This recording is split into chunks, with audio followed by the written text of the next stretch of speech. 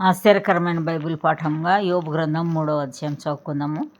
ఆ తర్వాత యోబు మాటలాడ మొదలుపెట్టి తాను పుట్టిన దినమును శపించెను. యోబు ఇలాగూ అనేను, నా తల్లి గర్భద్వారములను అది మూయనందుకును, నా నేత్రములకు అది బాధను మరుగు చేయనందుకును నేను పుట్టిన దినం లేకపోవునుగాక, మగపిల్ల పుట్టినని ఒకడు చెప్పిన రాత్రి లేకపోవునుగాక, ఆ దినము అంధకారమగునుగాక, పైనుండి దేవుడు దాని నెంచకుండునుగాక, వెలుగు దాని మీద ప్రకాశింపకుండునుగాక, చీకటియు గాఢ అంధకారమును మరల దానిని తమ యొద్దకు తీసుకొనుగాక,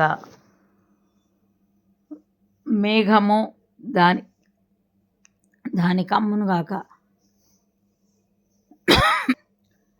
పగలును కమ్మునట్టి అంధకారము దాని బెదిరించునుగాక, అంధకారము ఆ రాత్రిని పట్టుకొనుగాక, సంవత్సరపు దినములలో నేనొకదానని అది హర్షింపకుండునుగాక, మాసముల సంఖ్యలో అది చేరకుండునుగాక, ఆ రాత్రి ఎవడును జనము కాకపోవునుగాక, ఆ రాత్రి ఎవడును జననము కాకపోవునుగాక, దానిలో ఏ ఉత్సాహ ధ్వని పుట్టకుండునుగాక, దినములు అశుభ దినములని చెప్పువారు దానిని శపించుదురుగాక, భుజంగమును రేపుటకు నేర్పుగలవారు దానిని శపించుదురుగాక, అందులో సంధ్యవేళను ప్రకాశించు నక్షత్రములకు అంధకారము కమ్మునుగాక, వెలుగు కొరకు అది ఎదురు చూడగా వెలుగు లేకపోవునుగాక,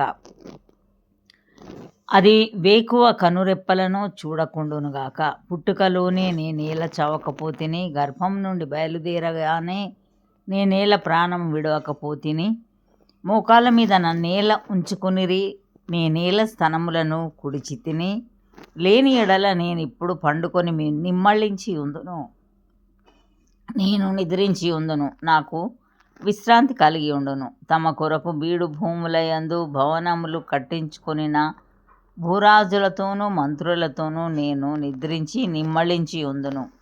బంగారము సంపాదించి తమ ఇండ్లను వెండితో నింపుకొనిన అధిపతులతో నిద్రించి విశ్రమించి ఉందును. అకాల సంభవమై కంటబడక ఉన్న పిండం వంటి వాడనై లేకపోయి ఉందును. వెలుగు చూడని బిడ్డల వలె లేకపోయి ఉందును. అక్కడ దుర్మార్గులు ఇక శ్రమపరచరు, బలహీనులై అలసిన వారు విశ్రాంతి నొందుదురు, బంధింపబడిన వారు కార్యనియామకుల శబ్దం వినక ఏకంగా కూడి విశ్రమించుదురు. అల్పులేమి ఘనులేమి అందరూ నచ్చటనున్నారు, దాసులు తమ యజమానుల వశము నుండి తప్పించుకొని స్వతంత్రులై ఉన్నారు. దుర్దశలోనున్న వారికి వెలుగియబడుట ఎలా, దుఃఖాక్రాంతులైన వారికి జీవమియబడుట ఎలా, వారు మరణము నపేక్షింతురు.